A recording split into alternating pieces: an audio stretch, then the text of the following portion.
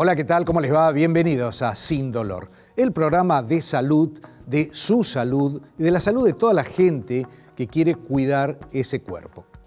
Vamos a tener unos temas bárbaros. Primero, vamos a estar hablando sobre RCP, o sea, cómo recuperamos a una persona que ha tenido un colapso en la vía pública, en su casa. Bueno, le vamos a estar enseñando unas maniobras con las cuales puede salvar una vida. También, cuando comemos, ¿cuánto es lo que tenemos que comer? ¿Qué tamaño de la porción tenemos que hacer? Bueno, se lo vamos a estar enseñando en este programa. Y el dolor de sacro, ese dolor que está por debajo de la cintura. Bueno, el sacro duele y cuando uno está mucho tiempo sentado nos hace acordar que realmente ese huesito existe. Y en el Rincón de los Famosos, el mejor actor, Oscar Martínez. Si vos decís que te llevaste el auto anoche, mientras dormíamos, para dar un par de vueltas, y que manejabas en el momento del accidente, y por ese enorme favor, yo te ofrezco $500.000. Bueno, y hoy en Sin Dolor, una estrella, un genio, uno de los mejores actores de la Argentina, Oscar Martínez. La gente de Sin Dolor quiere saber cómo hace un famoso para mantenerse en ritmo, en estado. Habría que preguntárselo a los que lo logran.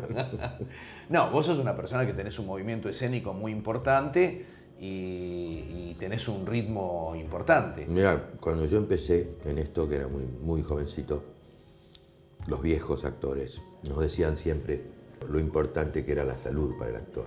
Porque el escenario, o la actuación, aunque mucha gente crea lo contrario, es un lugar de mucho estrés. Ahora, ¿este estrés es el día del estreno, 1 o 2 funciones después y después se hace rutinario? ¿O cada vez que vos vas Bueno, depende, yo no puedo generalizar, digamos. Yo creo que el estrés no tiene tanto que ver con el temor del día del estreno, sino con el hecho de estar a la altura de las circunstancias. Y vos, para no pegar el faltazo de decir, bueno, hoy me duele algo y no voy a ir a grabar, no voy a hacer nada. En general he sido un tipo con buena salud, con mucha suerte en ese sentido. ¿Te trató bien el esqueleto? No soy un tipo que me enferme fácil. Son muy pocas, contadísimas las veces que tuve que suspender alguna función o alguna grabación. No sé, me sobra una mano en más de 40 años de profesión. Yo como de todo, pero como moderadamente. Mi peso es el mismo que tenía hace 40 años. Yo corrí durante 38 años, con una periodicidad, digamos, había épocas que lo hacía todos los días, épocas en las que lo hacía 3-4 veces por semana. Ah, mira vos. Y salvo, bueno, periodos de trabajo que, por ejemplo, una película que me podía llegar a impedir correr una semana o 2 semanas o el tiempo que durase la filmación, lo hice a lo largo de 38 años.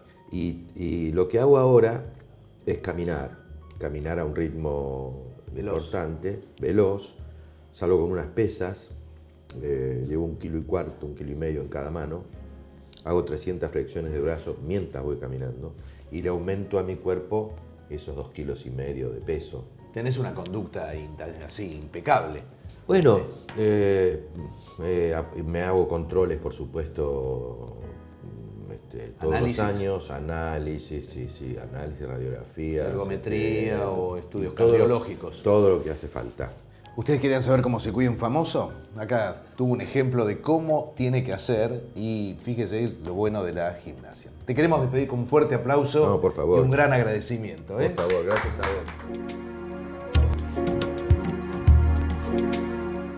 Bueno, vamos a llamar a toda la familia porque es muy importante lo que vamos a estar hablando ahora, que es RCP. ¿Cómo resucitamos a una persona que ha tenido un colapso en la calle, en la casa y demás? Para eso estamos con Raúl Romero. No es alto, o sea, yo no soy petizo, él es alto. Que quede claro. Sí. Que quede claro, ¿no? Sí. Raúl, muchísimas gracias por venir acá a Sin Dolor. Y usted es enfermero y capacita a toda la gente de CINME, del Centro Médico de Investigaciones, para lo que es RCP. Exacto. Bien. A ver, una persona está acá y no todo el mundo tiene la suerte de tener un enfermero, un diplomado, una persona que conozca de qué es lo que hay que hacer, pero usted en su casa, si ahora capta bien lo que le decimos, entonces va a poder hacerlo. Una persona que se desmayó, lo primero que hacen le ponen esto, una almohada para levantarle los pies. Correcto. Sí. Ese será un paso primordial, ¿no? Para hacer una asistencia primaria. Bien. ¿Sí? Pero tenemos que ver siempre el estado de conciencia y ver qué es lo que pasó, Claro. ¿no? A la persona o por qué se desmayó.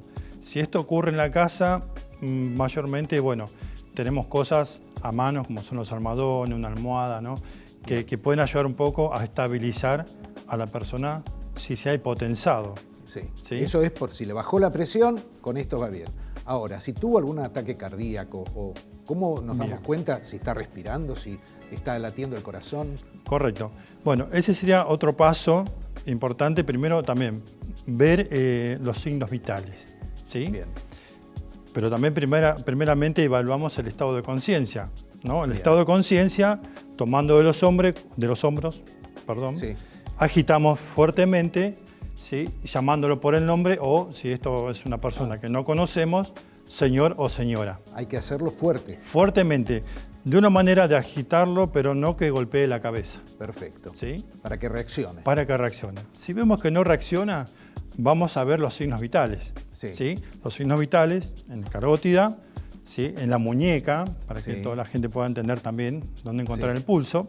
Si no tenemos pulso, ahí vamos a aplicar lo que es la técnica de RCP. Bien, perfecto. Y por ejemplo, poner el oído, porque no todo el mundo sabe ubicar la arteria radial o la carótida. Poner el famoso oído en el pecho, ¿sirve?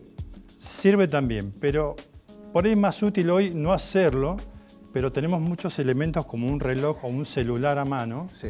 que podemos poner cerca a la boca y ver si larga ese vapor. Ah, qué buena ¿sí? técnica. Para que no nos acerquemos, ¿sí? Claro. a la persona y podamos también tener algo que nos perjudique en la salud. En el caso de que esté en una situación de paro cardíaco, Ahí vamos a aplicar antes, ¿no? Primero, antes de hacer la aplicación del RCP, Sí. lo que tenemos que hacer es buscar colaboradores. ¿Sí? Ah. Si esto nos pasa en la vía pública, si nos pasa en el Sí, hogar, sí, lo sí. mismo, porque una vez que nosotros iniciamos RCP, no vamos a parar. Claro. ¿Sí?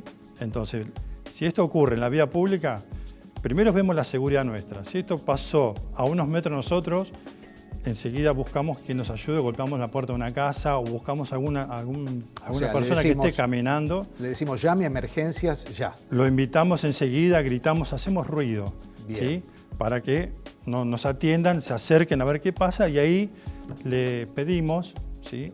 De alguna manera obligadamente, no señalándolo, acércate, vení, llamá por teléfono, Bien. porque cuando yo me involucre con el paciente al hacer RCP, No paramos. ya no voy a parar. Bien. ¿sí? El número, recordemos que no es 911, es 107. El número es el 107 para todos. ¿sí? Perfecto. Es importante saberlo, tenerlo agendado también. ¿sí? Hoy los móviles tienen también las llamadas emergencia, que eso también facilita en el momento de tensión. ¿Cómo es la maniobra? La maniobra, bueno, le explico. Tenemos al paciente, bueno, que se ha caído. Si vemos que no tiene pulso, vamos a ejercer la maniobra de compresión. Bien. Si vemos que tiene pulso débil y está respirando, aunque sea muy suave, vamos a ponerlo en decúbito lateral. Ajá, ¿sí? bien. ¿Para qué? Ahí. Por las dudas que no, ¿cómo es? Vomite. ¿sí? Claro, Y y que vuelva- se ahogue y con que se ahogue sus con su secreciones. propio. Bien. Exactamente. En el caso de que no tengamos pulso, ¿sí? Ahí sí vamos a poner en práctica lo que es la técnica de RCP. Vamos a usar la mano que menos fuerza tiene para ponerla debajo y la que más fuerza tiene Arriba. usando la compresión. Una mano aprieta la otra. Aprieta la otra. ¿sí? ¿Dónde vamos a ubicar la mano? ¿Sí? Tenemos la unión del esternón, Sí. justo donde hace la curva, hay 2 deditos arriba. Bien, perfecto. ¿sí? Esa sería la ubicación. Ponemos las manos que menos usamos, ¿sí? Y comenzamos con las compresiones con los brazos rectos, los hombros rectos hacia la persona que está en el suelo, porque esto se hace con la persona en el suelo, no se tiene que hacer en un lugar donde sea blando. ¿sí? Raúl, a ver, y eso de cada tanta cantidad de compresiones, darle respiración boca a boca, ¿se sigue haciendo o ya no? Ya no se hace más. ¿sí? Bien. Lo que sí tenemos un tiempo de oxígeno en la sangre, porque si la persona sufre un paro cardíaco, tenemos un tiempo aproximado de unos 30 segundos de que ese oxígeno todavía está en el cuerpo. Claro. ¿Sí? Y tenemos que aprovecharlo. Al no poder insuflar, ¿no? O soplar boca a boca, esto nos va a permitir también ayudar que el oxígeno pueda ir al cerebro. Bien, o sea, recapitulando, lo primero que tenemos que hacer es decirle a la gente que llame en emergencias mientras uno le ve los signos vitales y, en el caso que no, empezar con una reanimación sobre el paciente. Correcto. Y tener algún colaborador si uno se cansa. Exacto, lo más probable es que al pasar un minuto, porque las compresiones son de 100 a 120 por minuto. Esto quiere decir cada 2 segundos. Ajá, ¿Sí? bien. 2 compresiones. Entonces esto llega un momento que si uno no está haciendo bien el ejercicio, por eso la postura es importante, puede también cansarse antes. Estamos hablando de 1 por segundo. 1, 2, 1 3, y hasta casi 4, 2 por 5. segundo. Bien, ¿Sí? perfecto. Porque es una compresión rápida, Ah, bien. ¿sí? Bien, Que es lo que hace es bombear la sangre al cerebro. perfecto. Bueno, una clase para que usted puede ser tan importante de salvar una vida. Esa vida que es tan rica y que depende de una persona que tenga al lado, que a lo mejor no lo conoce, pero si es bueno, como Raúl Romero, y bueno, usted sigue viviendo. Raúl, muchísimas gracias por venir a Sin Dolor, una clase que realmente es muy, muy valorada por nosotros. Muchas gracias. Seguimos con el programa.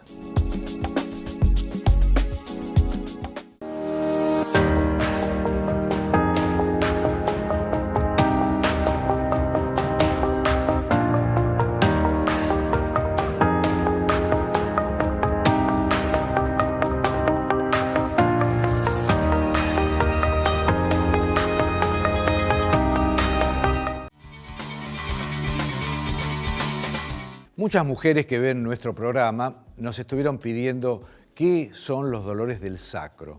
Digo mujeres porque en realidad lo sufren más las mujeres que los hombres. El sacro es el último hueso de la columna. La columna son una serie de vértebras y el último hueso se ha hecho muy fuerte, se han unido varias vértebras para soportar todo este peso. Y la gente dice, me duele mucho acá el sacro. Esto lo marcan como si fuese el sacro, esta parte de la cintura. Y en realidad no es un dolor en esa zona. El dolor del sacro es mucho más abajo, porque si este es las últimas vértebras lumbares y este es el sacro, cuando duele la unión de este hueso con este hueso, fíjese que esto tiene un movimiento y ese movimiento es el que va rozando un hueso con otro, se va desgastando, va formando artrosis, va dando inflamaciones y ahí es donde se produce el dolor. En el dolor que se llama sacroilíaco, sacroileitis, porque este es el hueso ilíaco y este es el hueso sacro. Cuando una mujer camina, realiza una serie de movimientos, una báscula de la pelvis, y ese movimiento, que estéticamente es muy lindo para que los hombres lo podamos mirar, hace también que sea perjudicial para esa articulación. Cuando se inflama, tenemos una de cada lado, uno a la derecha y uno a la izquierda de estas articulaciones. Cuando una se inflama, primero se inflama y después prácticamente se pegotea, se endurece, se vuelve más rígida. Cuando se produce este tipo de problemas, una queda más fija y la otra se mueve por demás, dando una serie de dolores. El tratamiento para esto es despegar, hacer de que esa articulación vuelva a tener el movimiento que tenía antes. Para eso se utiliza lo que se llama ondas de choques radiales.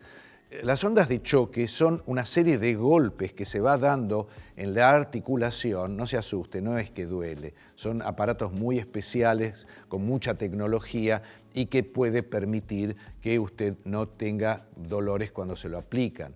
A lo mejor es un poco molesto, pero va descascarando, rompiendo y liberando esa articulación de todo ese proceso inflamatorio. Las ondas de choque dan muy buenos resultados para este tipo de dolor que prácticamente, se lo vuelvo a señalar, está acá, en estos sectores. La gente le duele cuando se sienta, cuando camina, cuando se agacha, y a veces duele nada más que este sector, pero no está comprimiendo ningún nervio ciático, que es el nervio que nos está dando la pauta que usted podría tener o no una hernia de disco. A veces se trata de una hernia de disco, a veces se opera una hernia de disco y en definitiva, si el diagnóstico inicial no estuvo tan preciso, va a tener una sacroileitis y se puede solucionar con un tratamiento que sea más simple sin llegar a una cirugía. Esto usted lo estuvo pidiendo. ¿Qué es el dolor del sacro? Bueno, hoy se lo mostramos porque usted es como si fuese la dueña del programa. Ya seguimos. Y el tema es las porciones cuando uno va a comer. Tienen que ser grandes, chicas. Bueno, para eso estamos con la nutricionista del programa, Milagros Maceras. Hola, ¿qué tal, ¿cómo Milagros? estás? A ver, cuando a mí me sirven algo, yo hasta que no veo el plato vacío, no paro. ¿Y cuánto es lo que me tengo que servir? Por ejemplo, acá me han traído 3 deliciosos panchos y me comería los 3. ¿Cómo controlo las porciones? Bueno, una buena técnica que acá se ve es tener el platito individual, es servirte lo que vos en ese momento tenés ganas de comer, ¿sí? No comer directo del recipiente, a veces comer del paquete engaña y uno empieza a comer y es difícil medir la porción. Sí. A veces en el paquete, en el etiquetado, figura la porción recomendada. Si uno por ahí tiene duda, bueno, y de este producto cuánto como, sirve como guía. Lo otro es servirlo todo acá en la mesa. A veces está bueno, por ejemplo, si uno come en casa, de servir en la mesa únicamente las porciones que uno va a consumir. Y ahí también otra técnica es cocinar lo justo y lo necesario y no cocinar de más. Sí, pero el tema es que uno siempre tiene que hacer un poco de más en la comida, porque si no, los invitados o de la familia dicen, hiciste tan poco y uno pasa vergüenza. A ver, eso suele pasar porque obviamente tal vez en tu casa la doña Nona o tu mamá hasta que no te levantabas, hasta que no comías no te levantabas el plato completo. En realidad ahí es donde uno vuelve a ver, bueno, pero tengo hambre en ese momento, ¿cuánta hambre tengo? Claro. Y ahí es donde uno por ahí empieza a tener distintas técnicas. Una es no llevar la fuente a la mesa. Uno está acostumbrado por ahí, no sé, cocinar milanesas y llevar la fuente entera de milanesas. Bien. Tal vez sirviendo en cada plato es una buena forma para no tenerlo en la vista y que eso por ahí te genere más ganas de comer. Perfecto. Y sobre todo también plato chico. Sí, un plato estándar más o menos equivale a 21 centímetros si uno por ahí quiere chequear o que te entre la palma entera de la mano, la mano entera en el plato, eso es una técnica. Ajá. Pero tampoco un plato tan chiquitito de postre, sino un plato más bien estándar y ojo con los que están decorados, porque por ahí son platos que son sumamente grandes y uno tiende a servirse el plato completo. Claro, y la repetición de, por ejemplo, uno sigue repitiendo, comió una milanesa, 2, 3, 4 y hasta que no es que no veo el plato vacío, no veo la fuente vacía, no paro. Bueno, lo ideal es que uno tenga como referencia un solo plato, ¿sí? Ahí una vez que uno lo termina, de nuevo hacerse la pregunta si sigue con hambre, si no, darle tiempo al cerebro para que se entere que está comiendo y ahí es donde juega el comer un poco más despacio. Pero a ver, a veces uno puede repetir, pero repetir consciente, porque lo quiere hacer, porque tiene un poquito más de hambre y también saber cuándo frenar. Bien, está bien. Todo esto, cuando hablamos de comida, es comida y cuando hablamos de bebida, también hay una medida. Sí, a ver, obviamente va a depender de qué tipo de bebida estamos hablando. Lo ideal es que la bebida de base sea el agua. Obviamente por ahí en fiestas o en cumpleaños tiende a haber gaseosa, alguna bebida alcohólica. En relación a las gaseosas, a ver, entre la regular y la dietética, obviamente en esa situación uno elige por ahí la dietética. También está bueno agregar la jarra de agua. Porque por ahí uno invita invitados y directamente el agua ni siquiera aparece una jarra de agua como para que uno pueda optar. De última irme echando, bueno, un poco de gaseosa, un poco de agua, como para que también ese momento sea un momento saludable. O sea, como nutricionista me da varios permitidos, eso es muy bueno, y sobre todo porque uno puede darse el gusto sin tener que sobrepasarse en las comidas. Ahora en el corte, medio alfajor cada uno. La próxima simple, mirá que está triple ahí. Ah. Esa es otra técnica, elegir la porción un poco más chica o la versión, por ejemplo, del chocolate, en chocolate más chiquito. Me quedo Así con que un ahí- cuarto ahí está. nada más. Bien. Muchas gracias, Milagros, No, por a venir vos. acá Sin Dolor. Ya seguimos con el programa.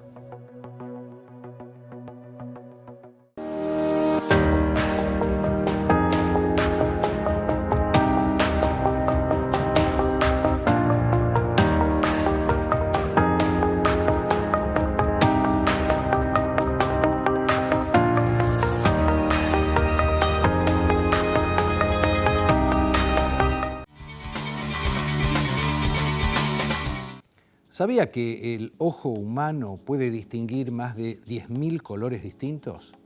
¿Que parpadeamos unas 14.000 veces por día? Y para los que entienden algo de la tecnología, ¿saben lo que son los megapíxeles? El ojo humano tiene cerca de 600 megapíxeles. Vamos a estar hablando de el ojo humano. Pero primero el informe. Los ojos son el primer órgano del cuerpo humano en mostrar signos clínicos de envejecimiento. Los primeros síntomas de su deterioro pueden aparecer a partir de los 40 años. Si bien no hay nada que se pueda hacer contra el paso del tiempo, sí existen factores externos que se deben tener en cuenta para evitar mayores inconvenientes. Y para hablar del tema hemos traído a un experto oftalmólogo, el doctor Julio Fernández Mendi. Julio, muchísimas gracias por estar en Sin Dolor. Muchas gracias. ¿Cómo tenemos que cuidar nuestros ojos? Bueno, en principio tenemos que cuidarlo como cuidamos la salud, con una buena alimentación, con elementos que sean buenos para el cuerpo humano y consultando al oftalmólogo. ¿A qué edad se tiene que empezar a ver a un oftalmólogo si no tenemos síntomas que leemos normalmente? Exacto. Bueno, en principio está el tema de los chicos recién nacidos que se controlan de recién nacido, y luego en el comienzo escolar es muy importante hacer los controles para detectar defectos a los chicos que van a ingresar al colegio. Ahora, de adulto pasa que, salvo que uno tenga síntomas, en general no va. Bien. Y comienzan después de los 40 años cuando empieza la presbicia. Pero ¿Qué ya es la presbicia? La presbicia, Acá tenemos la presbicia un ojo. es un problema que se produce a una determinada edad cuando el cristalino deja de acomodar. O sea, hasta los 40 años el cristalino acomoda normalmente y permite ver de lejos y de cerca. El cristalino es eso que Es estamos esta lente marcando. que estamos acá. Bien. Ahora, el cristalino, por un tema de envejecimiento, pierde la flexibilidad y no podemos acomodar más después de los 40, 45 años. Y entonces empezamos a necesitar anteojos para leer. El tema es que esa edad es muy importante porque uno consulta por los anteojos para leer, pero puede detectar defectos como la presión ocular, que es una enfermedad muy seria porque no da síntomas, y eso es algo que, bueno, conviene siempre en toda consulta tomar la presión para detectar. Estamos hablando de la presión que tiene el globo ocular. Exacto, para que el globo quede redondo con la forma normal, tiene que tener una presión interna que es de 15 milímetros de mercurio. Si tiene más presión es como que el globo se hincha más. Si tiene más presión es que el globo está a presión, eso produce que los vasitos del nervio óptico se van colapsando y van impidiendo una correcta circulación del nervio óptico y se va atrofiando fibras del nervio óptico y se pierde la visión. Bien. ¿Cómo se normaliza o cómo se trata eso? Eso se trata con gotas O sea, que medicación. bajan la presión, con medicación. Perfecto. Si no regula con gotas que bajan la presión, con láser, con cirugías. O sea, hay distintos grados de glaucoma y distintas gravedades de glaucoma. Bien, perfecto. ¿Qué otra enfermedad podemos encontrar en una revisación de En rutina? una revisación podemos encontrar cataratas, podemos encontrar problemas hoy muy frecuentes de la superficie ocular por el ojo seco. Hay pacientes que tienen bajo parpadeo y no se lubrica bien la córnea, se seca y bueno, eso produce toda una serie de síntomas de cansancio visual, de dificultad con la lectura, de ganas de cerrar los ojos a lo largo del día. y requiere el tratamiento con medicación, que son las lágrimas artificiales. Bien. Pero también existen otros elementos como los omega 3 que ayudan. Eso lo encontramos, por ejemplo, Exactamente. acá tenemos semillas, todo lo que es frutos secos. Frutos secos. Esto le exacto. hace bien a la vista. Le hace bien porque le aporta Sí. esos ácidos de omega 3 que facilitan la lubricación. O sea, tiene que hacer una revisación, ver al oftalmólogo, él le va a decir si tiene necesidad de usar anteojos o no, y también descubrir afecciones como la que acá el doctor Julio Fernández Mendi nos ha mencionado. Julio, muchísimas gracias por estar en Sin Dolor. Muchas y te vamos gracias. a convocar porque me quedé con esto de la revisación en los chicos. Mirá vos, al recién nacido, ¿cómo lo podés hacer una revisación? Sí. Bueno, Muchas gracias por venir. Estuvo bueno el programa, Yo sé que le gustó. A mí también me gustó porque yo lo disfruto, aprendo, me enseñan. Hoy me han enseñado muchísimas cosas y yo voy captando, como lo capta usted. Vamos a tener más cosas para poder enseñarle. Le vamos a estar dando temas que usted pide a través de nuestras redes sociales para que usted pueda vivir feliz, contento y sobre todo, sin dolor. Nos vemos en la próxima. Muchas gracias y hasta entonces.